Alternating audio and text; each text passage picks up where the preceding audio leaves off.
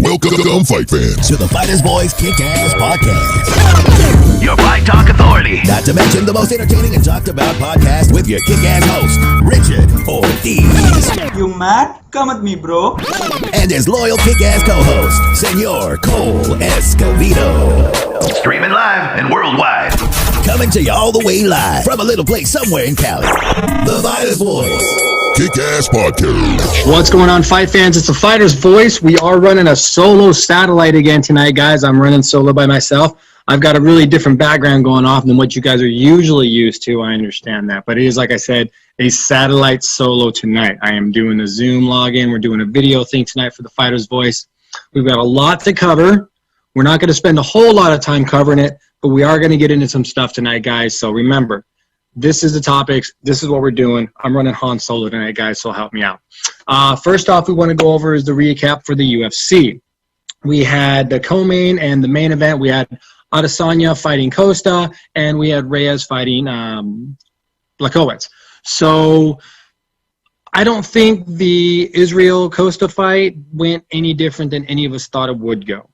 You know what I mean? Like, I think we all expected Israel to beat Paulo, and I think he did it in exactly the fashion we thought. The whole white belt thing before the fight, though, at the press conference, not the press, but I guess it was press conference. It was like a media conference thing. But that came back to bite him in the ass once Adesanya got him down and clipped him. So I think that went exactly how everyone thought it would go. What I don't think anyone expected to see was Adesanya's boobie. So everyone's been throwing around jokes. Everyone's been doing accusations, this and that. Oh, it's testosterone. It's estrogen. It's this and that. I haven't seen many people consider the fact that maybe homeboy's got breast cancer. Like, everyone's so quick to assume bad things. And like I said, it may be the possibility. I mean, the science does really support the fact that it could be an increase in estrogen, which is there to counter the testosterone, blah, blah, blah, blah, blah. It's a sign of testosterone use. It's like a visual sign. It's like a red flag. But we do need to consider the fact that it could just be something. I mean, yes, Adesanya is a dude, but that happens to dudes too. It's not a gender-specific disease, guys. So just something to think about. Let's not assume right away that it is testing. I would hate for us to all feel like everyone did when they were giving Mr. Boswick before he passed crap. They were like, oh, he's losing all this weight and this and that for his rules. Like, everyone was giving him all this crap. Turns out the dude was dying. So a lot of people felt like idiots. So I'm yet to really want to comment too much on that, just with the simple fact that that is a very real possibility too.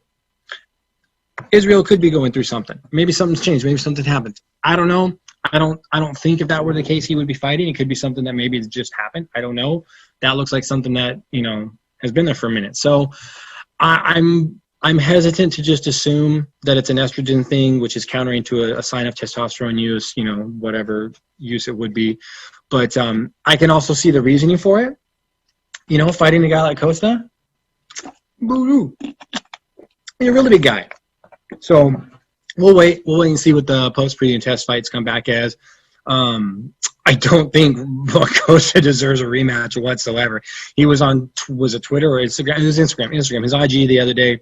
Like, the next day saying that his post-fight antics were disrespectful and blah, blah, blah, blah, blah. And yeah, so what, dude? Like, just the crap you guys talk to each other before the fight. So many fighters make the statement that, hey, it's just a job. We can be cool after. I didn't really mean it. Some of them do actually live by that practice and preach. But there's some dudes that say, hey, I'm going to fuck you up and I don't like you. And that shit sticks even after the fight. Like, this is the fight game. Like, just because you guys competed on an honorable level, on an honorable stage, and blah, blah, blah, blah, blah, blah, blah, blah, the usual martial artist type code stuff, at some point, you got to remember it is a fight with a dude who doesn't like you. And some dudes you talk shit to, even after they beat you up, still don't fucking like you. So there are those possibilities. I don't know. I just think that anything Costa's mad about, he brought it on himself, first off. That's like the outline here. He brought that crap on himself. He ran his mouth. He did what he wanted. He brought the white belt. I mean, he just did everything he could to rile the tiger. And he riled the tiger, and he got fucking bit. So I know he wants to do a rematch. He's not going to get it. He has no case for it whatsoever. What that fucking fight wasn't even close. It was like, so, does Costa deserve a rematch?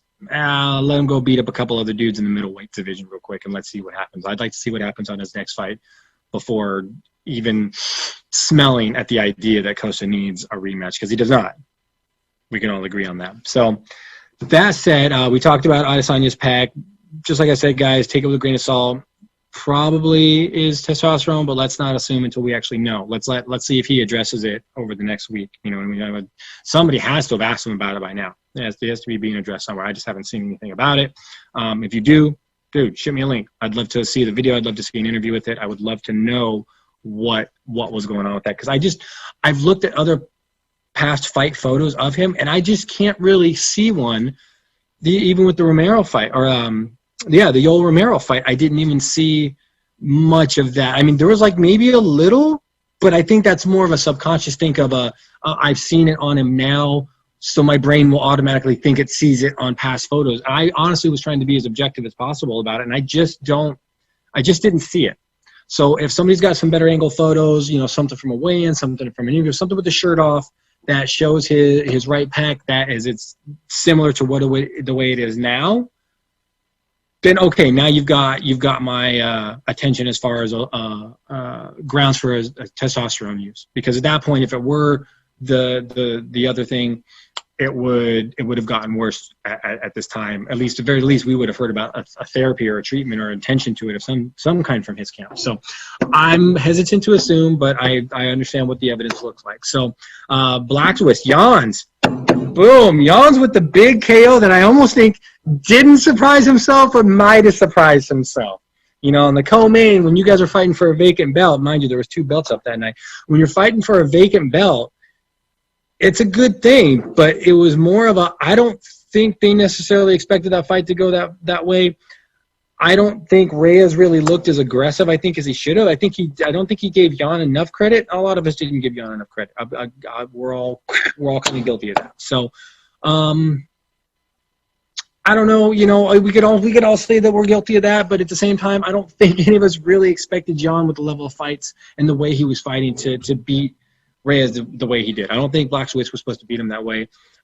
It just looks like it grazed off his head, but that's all you got to do. With the amount of power per square inch on the skull that the heavyweights produce, I mean, even the light heavyweights, the light heavyweights produce, that it's going to, like Reyes said it best in Yao's Island interview. He's like, dude, we're a light heavyweight. Everyone hits hard.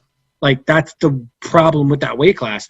You got to remember, the human skull can only sustain so much pressure per square inch before it has to give in and the computer will shut down.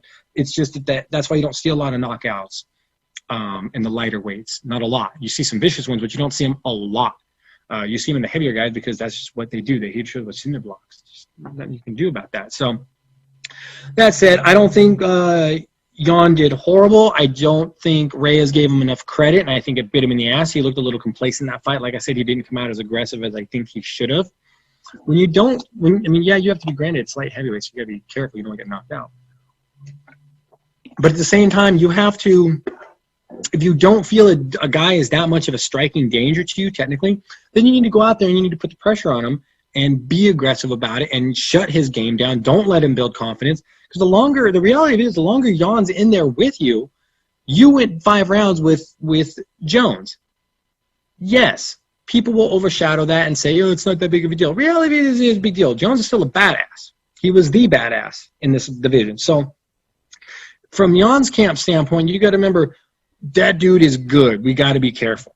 Reyes should have come out a lot more aggressive, imposed his will, shown that he was a better striker. He just kind of laid back, and dude, he just let Jan just rip into his ribs. Dude, he had that big old bruise on his right side already in the first round. That was bad. That hurt the next day. That hurt just like Paulo Costa's leg fucking probably hurt the next day. It looked like Israel hit it with a bat over and over and over, dude. There was just welts and bruises. First round shit. Paulo, my man, learn to check a kick. Anyway, Jan, I think, is still, it's hard to say. He wants to fight Jones. Everybody wants to fight Jones. Jones is saying he would tear Israel's arm off and all this stuff.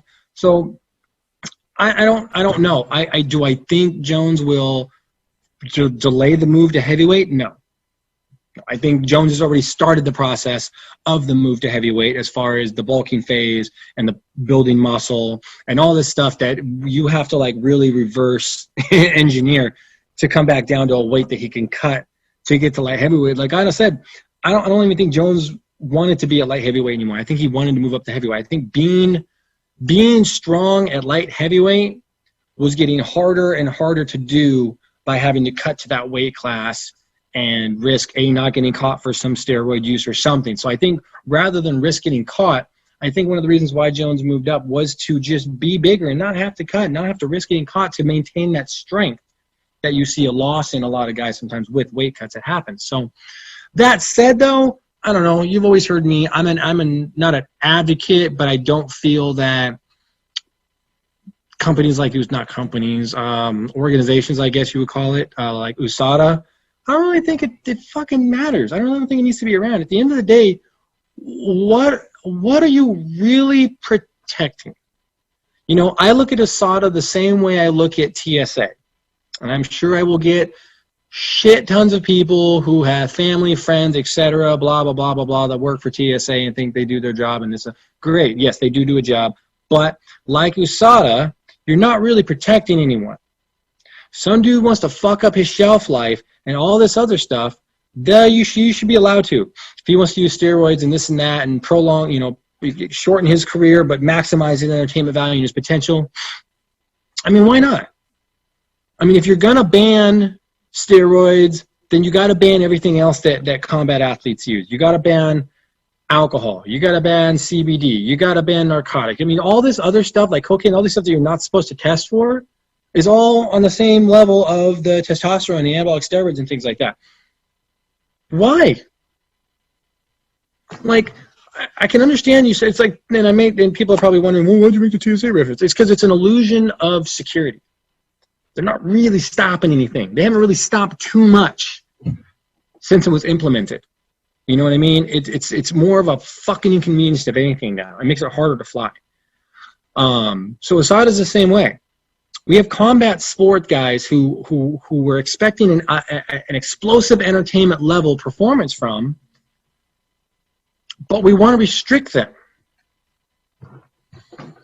I mean, that's like NASCAR. We want entertainment. We want fast cars. We want everyone on the same playing field, though. Well, here's the thing. Even in a sport like NASCAR, dudes get caught cheating all the time. I thought the point of it was to be the first guy across the fucking finish line. So if I can design my car just a little bit different than the next guy's because my crew is better than yours and can come up with that idea for me to implement the race, which makes me just a fucking hair faster than you, why not? Why not? Dudes bring in guys for their fight camps all the time. I guarantee you, if you don't have a good stable of guys to train with for your fight camp and you're fighting a really tough fucker, you're probably going to lose. You need challenge in the gym. You need to be pushed. That's why guys bring dudes in the gym. So to restrict combat fighters, who cares if they want to do fucking steroids? Who cares if Nick Diaz want to smoke a blunt before they walk out? Who cares? Who's it hurting?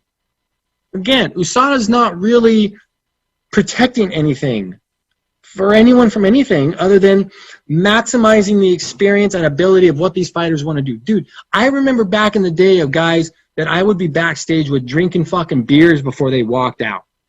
Okay? So what is it hurting? If you go out there and you get fucked up, you go out there and you can take more damage than you should, you can go out there and you can get hurt, you can go out there and you can hurt someone, yeah, blah, blah, blah. It's a fucking fight.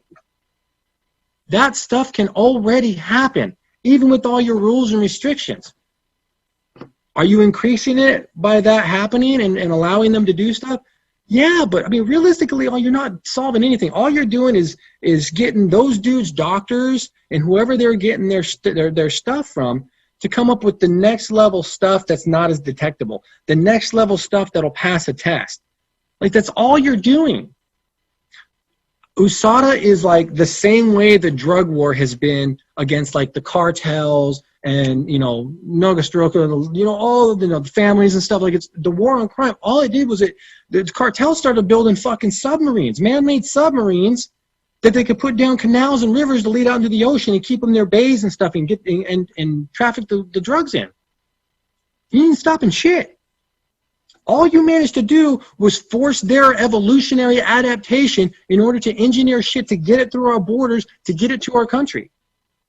It's a fucking revolving door, dude. You ain't stopping anything, Uncle Sam. So USADA's the same way.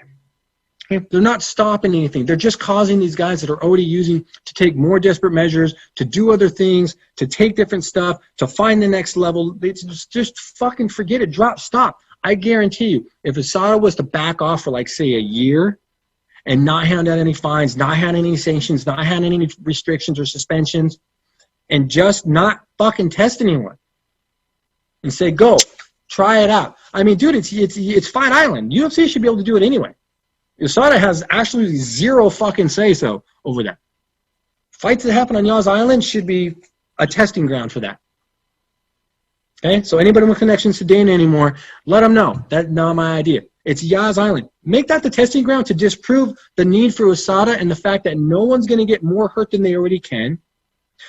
You've got guys that are struggling to fight clean because even like Nick and Nate said, everyone's on steroids. Just about everyone is, unfortunately, at some point. Okay, I guarantee you, my entire career, I never did, never needed to. I was one of the little guys, never needed to. Always fought natural. I fought in a different decade.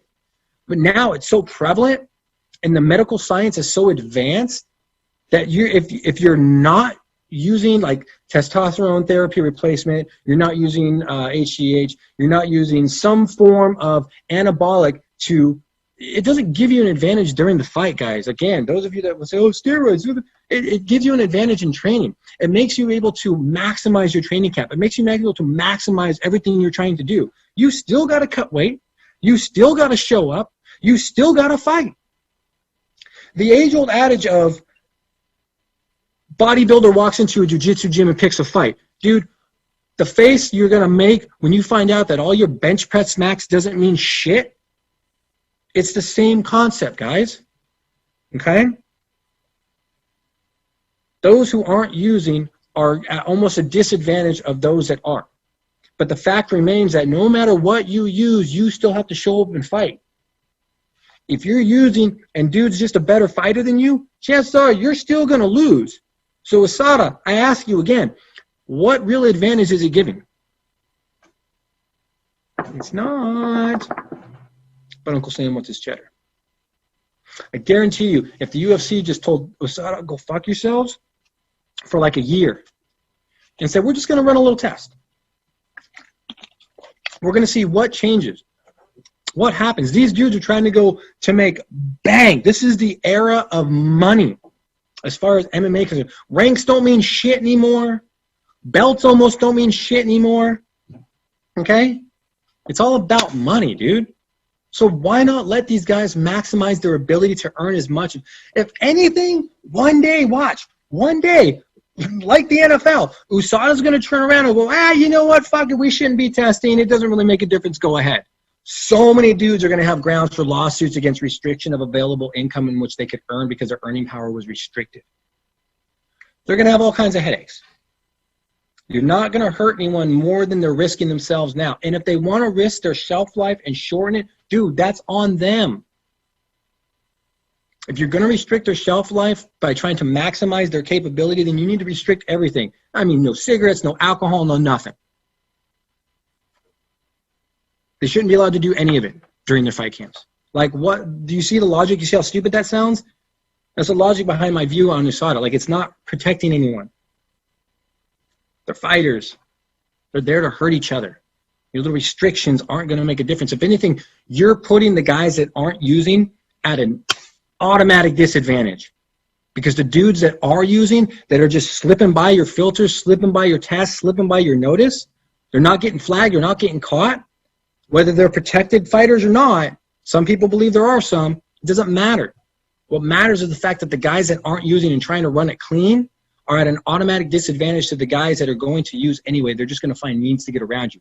They're going to find their little homemade submarine to get around your border walls of protection as far as drug wars and enforcement of drug prevention.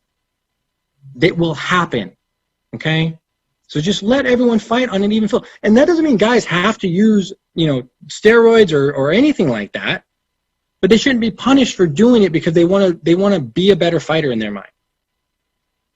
Okay? A lot of fighting is psychological, and preventing a guy from feeling like he can be the best he can be, why not? Let him find out the hard way. Let him make his money and get out. But anyway, that's my rant on that part, guys. I'm just a jackass with a mustache, That's just my rant on steroids. But anyway, someone passed my idea on to fucking Dana White or something. Let's get it going. Let's get the ball rolling. And the fucking boycott USADA should be a thing now. Hashtag boycott USADA. I'm just saying, it's restricting you guys. You guys are getting fucked. It's restricting you. You could be doing so much better for yourselves, but the man wants to hold you guys down and restrict you. The man being USADA. It's Uncle Sam. He just wants his cut. He wants to fine you. He wants to punish you for doing shit. Who cares? Dana White wouldn't give a shit. He wouldn't give a fuck. He'd be like, oh, dude, we don't have to test you guys anymore for fucking anabolics and shit like that. Fuck it, Diaz. Light up backstage and go. Who cares? He was high as a fucking kite during the Gomi fight when Pride came to America and they went to Caesars? They did their one U.S. show at Caesars Palace, and Nick Diaz fought Gomi Takanori. He ended up Gogo Plata-ing him. Gogo fucking Plata on a live fight. Oh, it was fucking beautiful. But he turned out he was high as a kite. But he took so much damage in that fight and ended up pulling out the win. If he wasn't, yeah, he might have done it anyway. Let's be honest. He's fucking Diaz. But they tried to say that the fight was ruled a no contest because he tested positive post-fight, which means he was high during the fight, which they felt they gave him an advantage of a pain tolerance. And he got fucked up that fight. He got a lot of scar tissue from that fight. So what? He didn't hurt anyone but himself. That's the point, USADA. Hashtag boycott USADA, guys. That should be a thing. Anyway, we'll move on for that, guys. Other MMA news, guys. We've got Bellator 247 tomorrow. Only thing I really want to touch on that is the fucking main event is off. Daly was going to fight. He is out. Cited rehydration problems. An interruption to his rehydration process was the actual cited reasoning. He said that usually he has a process that he goes through with his rehydration. It's with his team. It's in solitude. It's just them. There's a process. Whatever he does is not for public and stuff kind of thing. Like, I don't want to be around a bunch of people. And I can understand and respect that. Everyone's different. I've seen dudes drink little sippy cups of water over hours to rehydrate. So everyone's different. But he said that with the COVID testing and the interviews and new protocols and things like that, it interrupted his rehydration process because he had to be in a whole room with other people. People were freaking out because he was having cramps and pains from the dehydration, and people were making him. Bottom line, he ended up in the hospital. He says he's fine. He says he's good to go. They say no. So that main event for that fight is off. Daly's out on that one. The rest of the card was at best. I know. Low roster, guys. Do something. Don't consider paying Lesnar millions. Fucking moneyball it. Moneyball it. There we go. Moneyball it. Strike Force. Bellator, moneyball it.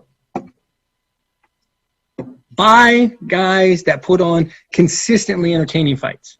Don't try to buy a Lesnar or like a Jeter or like a fucking, LeBron. Don't try to buy those guys. You're going to blow all your fucking payroll on that. And what's Lesnar going to bring you? I mean, really. What's Lesnar going to bring you? He's going to cost you a bunch of money. He's not going to bring you guys anywhere near to the UFC level that they're at. It just won't happen. So, like I said, I love Scott. I love Coker. I love what Bellator has done in the past. I love that they're actually putting on a fight as far as being competitive. But the problem is they're making these decisions that I see going so fucking sideways. I don't know why. Somebody help me understand. Okay, so UFC news, though. You've got UFC Saturday. You've got a fight. You've got Holmes versus Pena. So I've got a little bit of a breakdown for the top 3 fights on that one, guys, and we'll kind of go over that right now. Holmes is 2-2 her last 4 fights. She is on a win right now. She went loss, win, loss, win. She's kind of doing this back and forth thing. She kind of went on a heater, lost, and then she's kind of been on that again. So her opponent, Irene Pena, though, is it Pena? It's Pena. She is on, am I reading that right? Yeah, I'm reading that. No, Pena's later on. I'm sorry. Holmes is fighting Irene. So Irene is on a 3-1 her last 4. She's on a 2-fight win streak right now. I think Holmes is coming off. No, that's Ramadan. But Holmes is on a win right now, too. But she just came off a loss from, I want to say Nunes? Maybe. I want to say Nunes. But Holmes is on a win, too. I think they're both on wins. But Holmes has fought tougher people, I think, as far as the competition level goes. More A-level opponents, but she does seem to stutter a little against like your A-plus tier level opponents, that top 5 area, the top 3 to 5 area. I still have Holmes, though, with the KO on this one. I think with like a 63% knockout rating versus Irene, I think she has like a 48 to 50% finishing rate. I don't think it's going to be the thing. I think Holmes just has better striking, better kickboxing, better pedigree, and I think she's kind of tried to rebuild herself and go back up is this level she wants to do. So Holmes for the win on that one, guys. I got Jorgen and Felipe is your co-main on that card. Jorgen's on a 6-fight win streak. He's 6-1. Felipe's 8-1. So Jorgen's on a 6-fight win streak. That got snapped by Dan Hardy in December on a decision loss. It was a decision loss. Hardy didn't even finish him. These are big boys, by the way. It's Dan Hardy. So that is who I'm looking at for that one. Felipe, he's on an 8-fight win streak. That got snapped in his UFC debut. It was back in like October or something, I think, last year. But anyway, his first fight in the UFC, he lost. So he's now 8-1. So Jorgen's had 3 fights in UFC. Granted, he's only like 6-1. 50% of his career, though, has been spent in the UFC fighting UFC guys. It's just, which in this day and age with the saturation of the market, I really don't know what that matters anymore. But that's a different topic altogether. We can go on for a while about that. Saturation is an entirely different show. But this one is close based on the fact that they both have pretty good records. They were both running on streaks.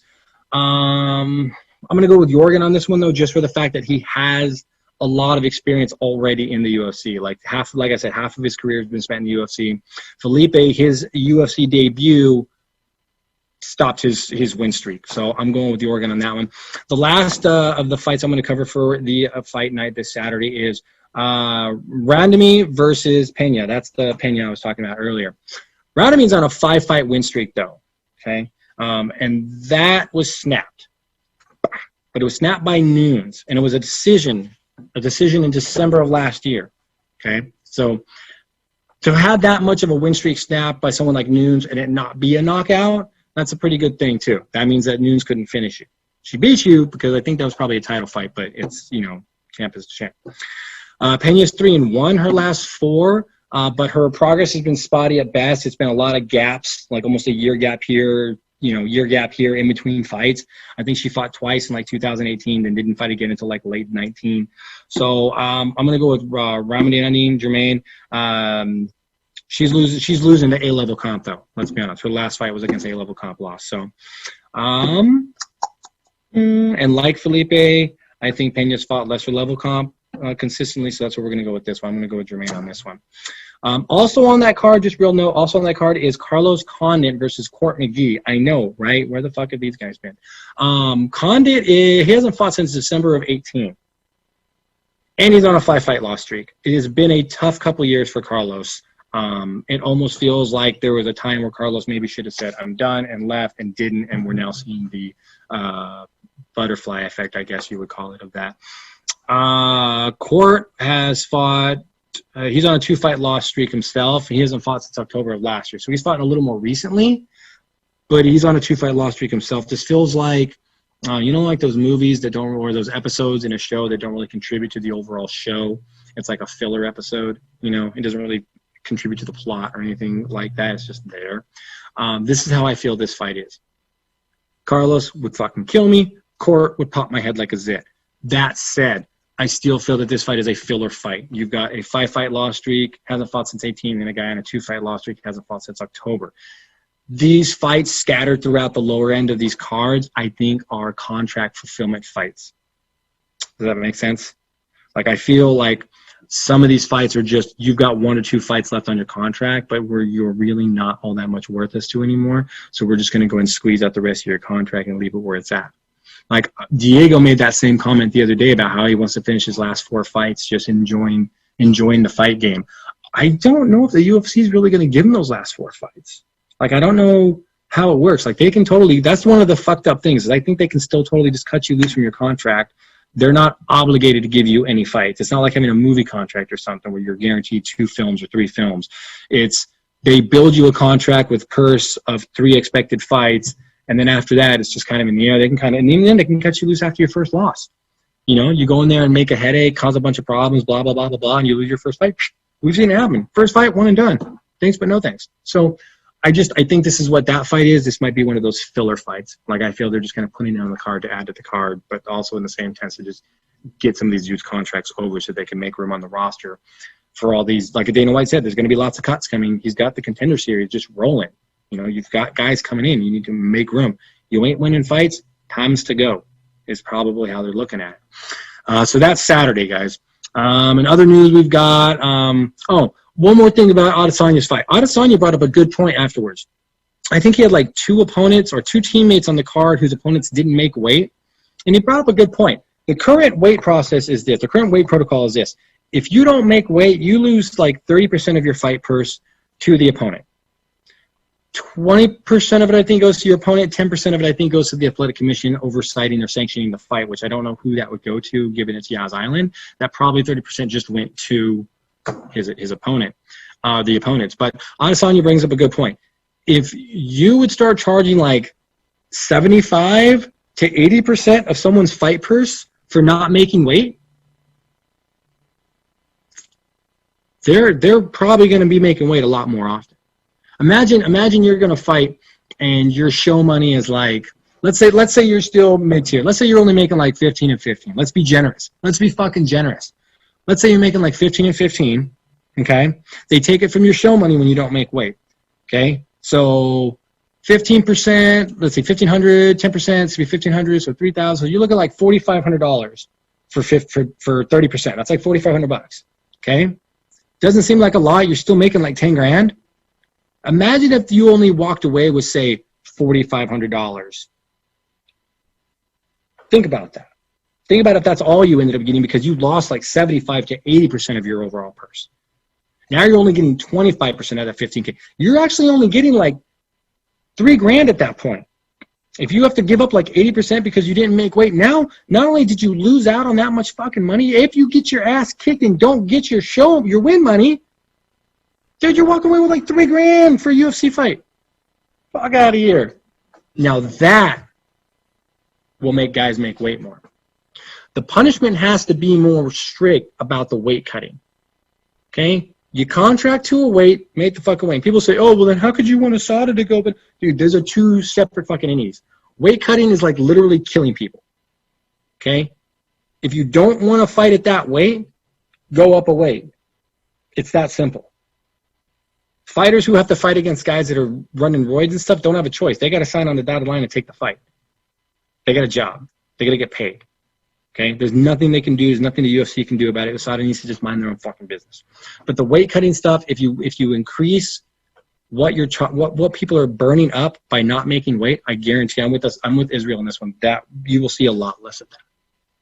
I'm just saying. The Daly thing could have been avoided. The Paul Daly thing could have been avoided.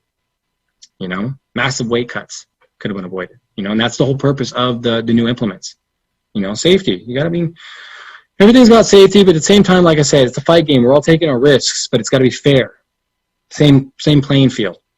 I'm at 170. You got to be at 170. That's the game. After that, it's a fight.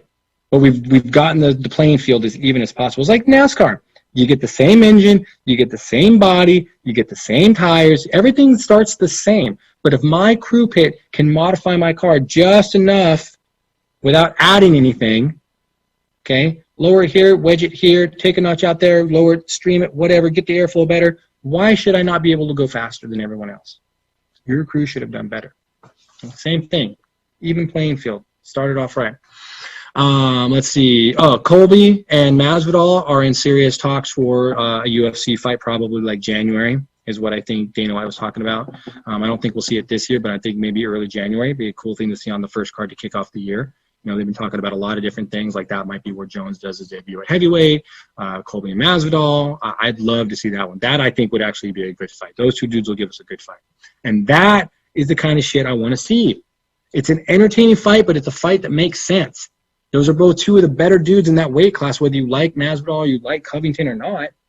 The fact is they're two of the better dudes. So I think it'd be a good fight to see, regardless of Masvidal's outing against Usman. Again, he took that fight on like 6 days' notice. Okay? Can't be Usman ready on 6 days' notice. I'm just saying, you got to have a better game plan. We talked about USADA already. I talked about the advantage it gives fighters that are using and hiding it over the guys that aren't using. They're at an automatic disadvantage. That's one of my stronger points for that. Other than that, that's it for MMA news. I have some boxing news though.